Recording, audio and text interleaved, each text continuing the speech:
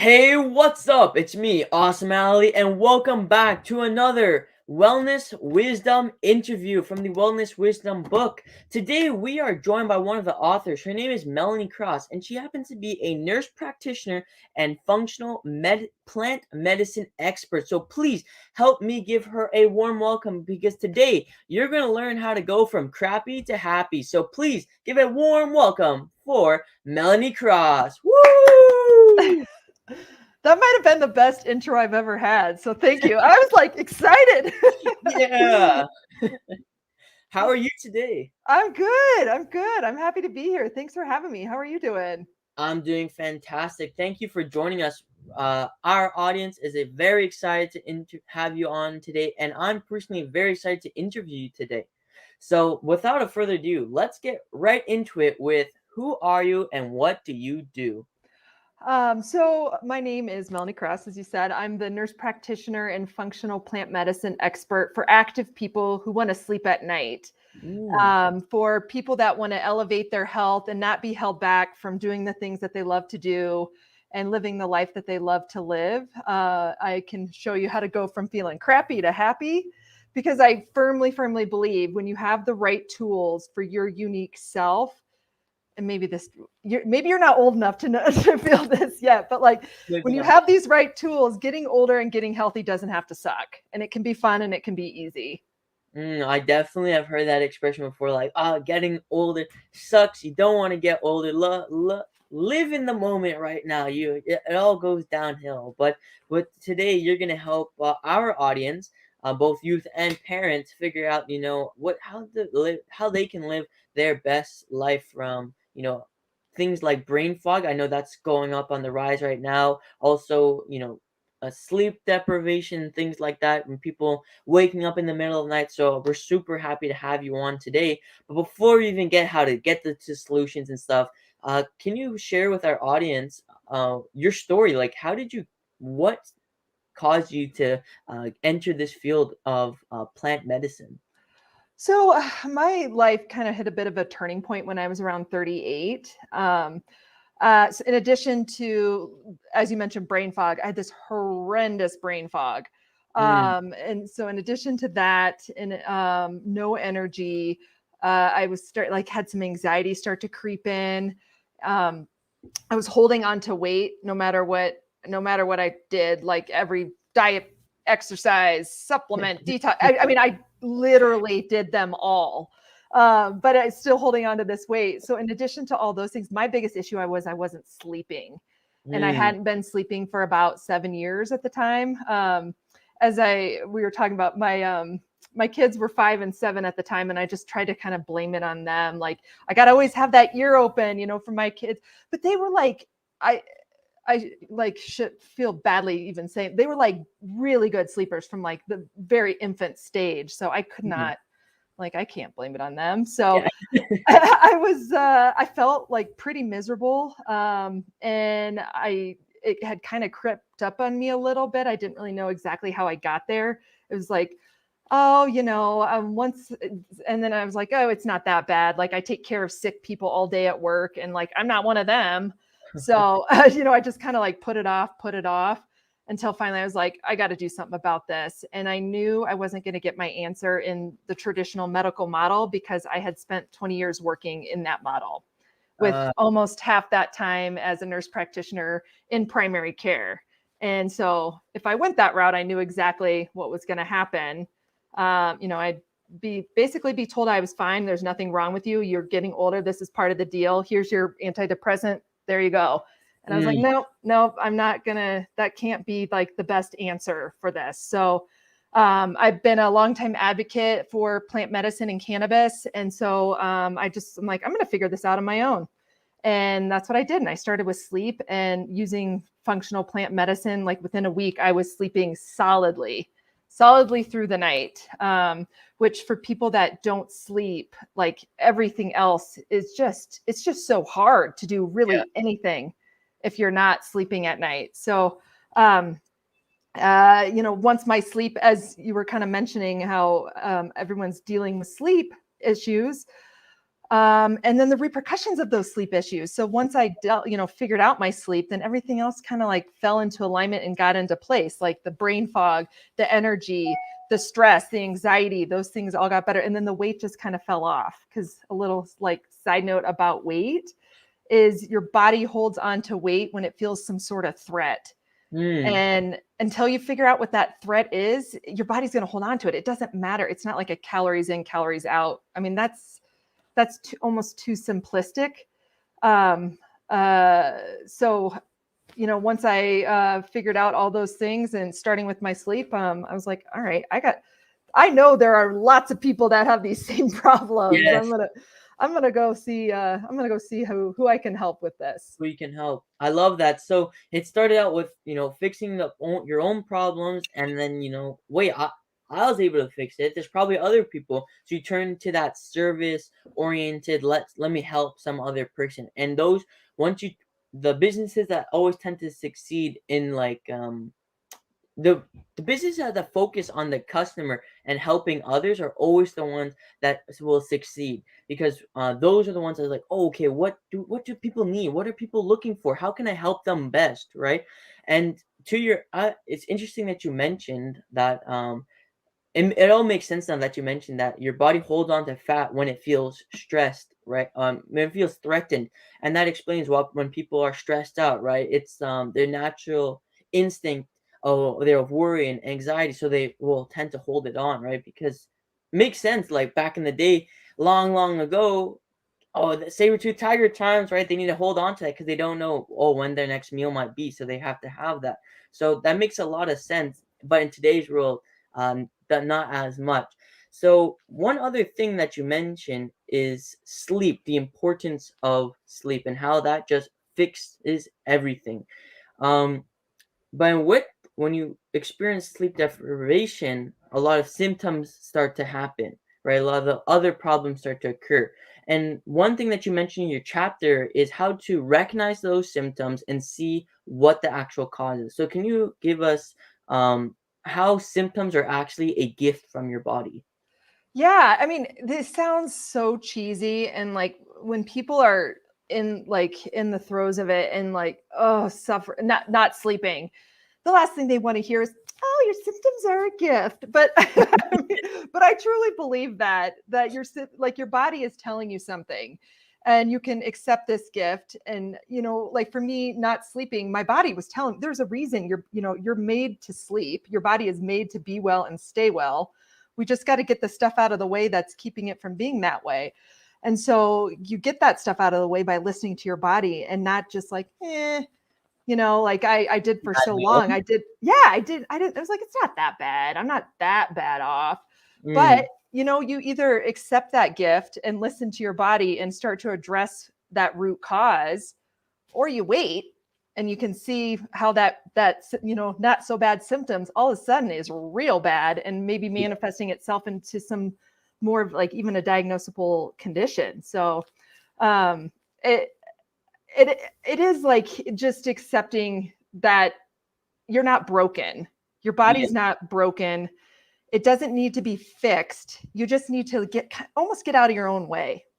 Mm, I love that you said get out of your own way, because that's actually, it's funny that you mentioned that. That's our upcoming book, Stop Stopping Yourself. So kind of getting out of your own way. So it's so funny that you mentioned that.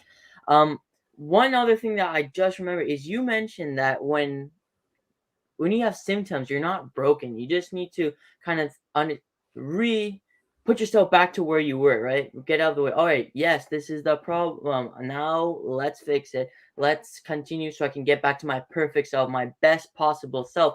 And what I think with traditional medicine is they wait a little too long to fix a problem, because it's like, all right, small, right? It's not that big of a deal. You'll get over it, or it'll just go away on its own, or that's just a part of it. Where more herbal medicine was be, oh yeah, if you have a headache or something, put a damp cloth on your head or drink this tea, and it kind of fixes that, flushes you out. There's different things. So it's interesting that why did you go to plant medicine is what the question I'm trying to get to is, what caused you to focus towards plant medicine specifically?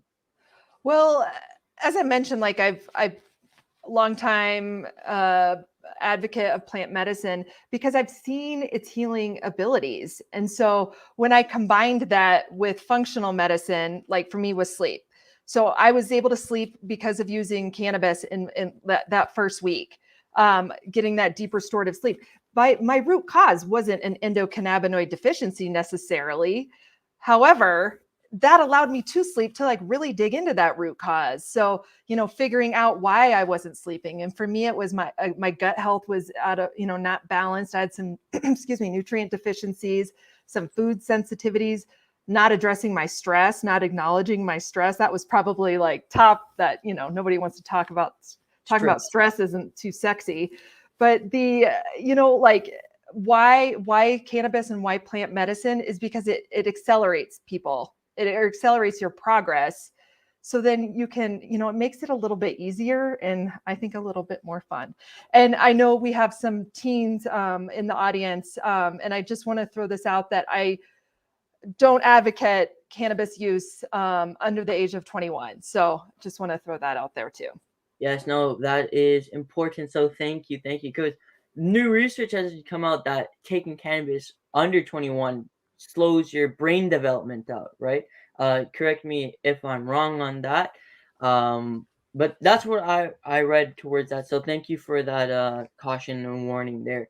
Um, Perfect. So what there's a question I just had that was talking about the stress that you mentioned, but we'll move on from that. So what is the most impactful part of your life since moving over to cannabis? What do you think has changed the in the greatest way? Since I moved over to working, do you mean since I moved over to working in the Yeah, cannabis? working with cannabis and plant medicines. It's just so fun and so rewarding to help people get better and not make them sicker. So when I Mm, worked in traditional conventional medicine, like I had the best mentors in I worked in family medicine and I worked with some of the best physicians and some of the best nurse practitioners that I could have ever asked for and imagined. And the system is broken. It's a sick care. It's not healthcare, it's sick care. And mm, so, it didn't take me too long working in that system to realize I'm not helping anybody. Like my patients are getting sicker. I can't get to their root cause of what they really need in 15 minutes. Like this is, I have enough time to type in that prescription and because that's all they, we've gotten into the habit and the culture of that's, the quick fix and that's all we can offer. So the biggest reward I've gotten since starting Crossable Health and working with people so intimately one-on-one with people is that they actually get better. mm.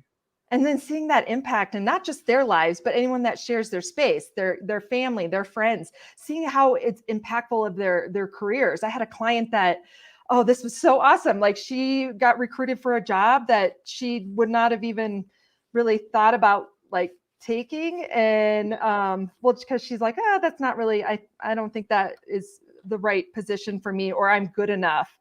And, she went into this job interview, asked for like, in her mind, a crazy amount of money, got it, and got this wonderful position that she loves. And she came back, she's like, I know it's because of our work together. I feel so much better inside. My confidence is coming on the outside. So it's not just, helping someone get over their symptoms for that one person. It's just, it's kind of exponential. And then now, those people also that I help go and tell other people like what's possible. And you can be empowered to not accept or settle what maybe your conventional practitioner has told you is the only option. So, and it does. People just want another option. They want something Yeah. that's going to get them better and not get them sicker. I agree with that. I agree with that 100%. That's why the industry of wellness has been growing so much because people are starting to realize, like you said, the healthcare system is not a healthcare system. It is a sick care system. Just treating you once you're sick, not trying to create that prevention a bit or treating you fully. It's just here, take this Band-Aid, take this, take that.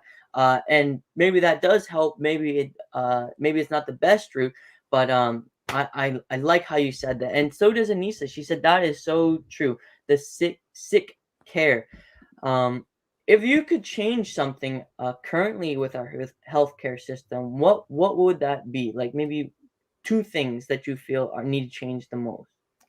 Insurance. Insurance. Because that's why it is a sick care system. Insurance dictates what we can do. I mean, your hands are tied. I was in preventative, like primary care. That's where the prevention is supposed to happen. My hands were completely tied, as well as, all my colleagues that are working in that field, because of the insurance that they dictate how you can practice medicine. So that would be one big piece of it. Another piece is allowing the fundamentals to be compensated. I guess maybe that goes back to insurance. So like the nutrition, the sleep, the mindset, the stress, allowing that to be part of someone's care. Because if you're not addressing those things, if you're not addressing, toxins, or, the food that people are eating and the stress they're experiencing, then you're really not ever going to get at the root cause of what's going on, because you're just kind of band-aiding over things. You can't really over supplement stress or bad food or toxins. You can't like take a bunch of supplements and like, I'm doing this functional medicine. I just take all these supplements, and that's the same thing as like conventional medicine. It's just a different medicine cabinet. So those would be my my two big things. Okay, fantastic. I love that. Anissa here says, I thought insurance was only an issue in the States. Yes, Melanie is from the United States. So for our Canadian viewers, we don't have to we're necessarily worried about that as much. But yeah, that's still very helpful. So you are also on Instagram creating reels, helping to spread your love of a plant medicine. So tell us your experience about that. Well, I like I like being an idiot. Like, I'm a weirdo. Like I'm not for everybody, but I'm okay with that, because there's fellow weirdos that I'm perfect for. So I like creating little reels about just having fun, because we don't have enough fun, I don't think, in our especially these last couple years. It's been hard for Yeah. everybody in so many different ways, that if we can, make life a little bit more enjoyable and prioritize laughing, which cannabis is real helpful with that. But and that's kind of what I do with my reels, is just like, find an entertaining way to maybe share some information, and maybe just get a laugh too. Yes, yes. I love how you said laughing. That's so important. And I think people need to do a little bit more. I'm not sure if you know any benefits of laughing. Like, do you know any benefits of like why people should maybe laugh a little bit more in their life? Absolutely. So laughter stimulates the vagus nerve, and your vagus nerve is like from up in your brain. It goes all the way down to your lungs, to your gut, and it's really like the way stimulating your vagus nerve can really, it just taps into your parasympathetic nervous system, which is your rest and digest. So you got your flight or fight, your sympathetic, and you got your parasympathetic with it, which is your rest, digest, heal. And we spend way too much time, even maybe little low grade sympathetic chronic stress, spend way too much time over here in the sympathetic side, and not enough time in that healing side. And that's where a lot of symptoms and struggles and disease actually stems from. And so laughing, I love laughing. It's like my favorite thing to do. And that will tap into that vagus nerve. Just it's same way as like deep breathing can. Okay, okay. So I did not know that. So going, so just laughing every single like moments throughout the day just kind of resets you. Would you say kind of like resets? Oh, you can like calm back down on the healing side. Totally. I mean, it's similar to like, if you get like taking a couple minutes to deep breathe. Like just finding, and then I challenge people to do this, like look for things that you can find, like find humor in things, Mm, just in everyday situations, just try and find humor. And you'll just kind of see how that plays out for you, because then the less that we're like in that stressed chronic state, the more we're in the rest, digest, heal state, you're going to just see the kind of aftermath of that, how that plays out in the rest of your like experience in life. Okay, I love that because I also I'm a person who laughs all the time. Like even throughout this interview, I was just laughing, little chuckles and stuff, right? But I'm the type of person, even if it's in a serious moment too. Like you said, funny, something I go work on. But I in have that problem too. And like, yeah, I've been very, told many times, my inappropriate sense of humor, my irreverence. uh, Well, how's like that I, play out with being a nerd in the in the healthcare system? You know, we have to diagnose you something, and you make a joke, break the ice a little bit with that. totally. And, I used to work in the ER and the ICU, in a trauma hospital. And you had to find humor in situations, especially when you're, you know, for people that are experiencing a lot of trauma, like you have to be able to kind of take a step back, to not internalize and take that all on, because it's gonna show up later at some point in your body anyway. So again, it was, inappropriate a lot of times, but I don't know. That's That's just just a who I sense of humor. am. Yeah. So to kind of start wrapping this up a bit, dealing with stress, getting into the plant medicine field, what are four, maybe not four, but three tips people can do to reduce their stress, and then maybe three things people can start to do to get into the plant area? So for stress, first thing right in the morning, starting off, you have these amazing alpha waves, like right before you wake up, or like right when you're waking up before you're totally awake. You have these alpha brain waves, which are incredible waves that can deal with problem solving, that can deal with kind of setting your day. So like Hmm. sit in those alpha waves and enjoy those alpha waves. Like maybe if you have something that you're trying to solve, some sort of problem, you could maybe like think about it, but don't reach for your phone. That is the very, like, if that's number one is alpha waves. Number two, don't reach for your phone. Take those, because the second you reach for your phone, you're going, regardless of what you're looking at, you're going into reactionary mode. You're going into that sympathetic nervous system mode, because you're responding to whatever you're reading. So take those first like 5 minutes and just do some deep breathing. And I do box breathing, which is you inhale for 4 counts, or hold it for 4 counts, exhale for 4 counts, hold it for 4 counts. And that is going to tap into that parasympathetic nervous system.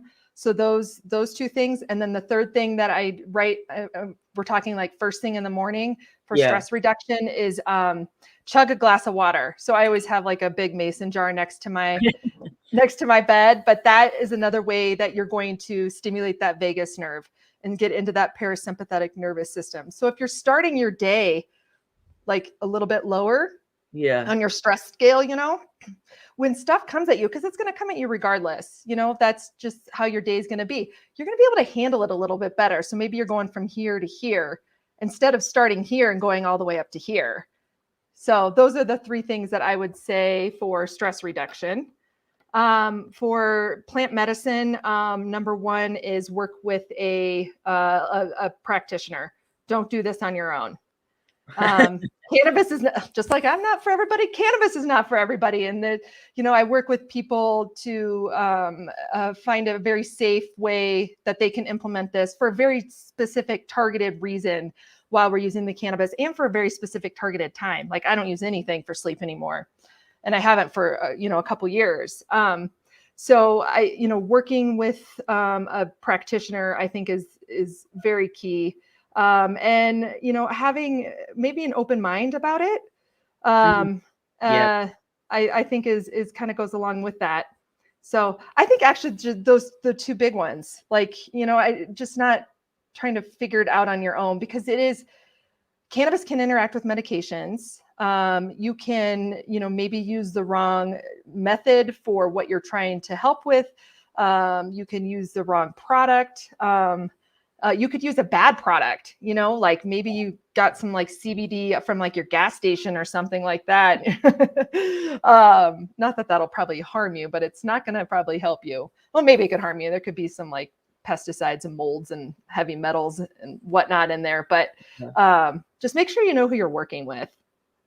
Okay, perfect. So just quickly, you mentioned something about the phone and stress and alpha waves. I've heard that people have said that before. Don't check your phone at first thing you wake up. Personally, right?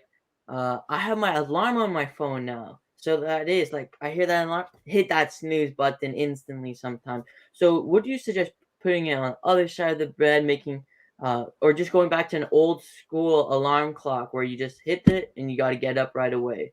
Well, What? yeah, no, my phone is my alarm too. I mean, you could definitely go back to an old school alarm if you want. One thing I do with my phone, not only for a reaction kind of standpoint, but also for EMF exposure, is I just put my phone in airplane mode overnight. And I have all my notifications turned off. So that's all the time, like my email and, social media and all those sort of things. So I'm not reacting to that right away. So yeah, my alarm goes off, hit the button, and then I sit there and then I just, do my deep breathing and before I go to my day. And another thing I started doing too is I don't I I started getting into a bad habit of like, yeah, I do all those things, chug the water, blah blah, and then I would start, going through my emails and doing all these other things. But now I've moved that to later in the morning. I have a dedicated time where I'm going to just go through all my emails and not like one by one, like a few here, a few there. No, I'm just going to knock them out at that time.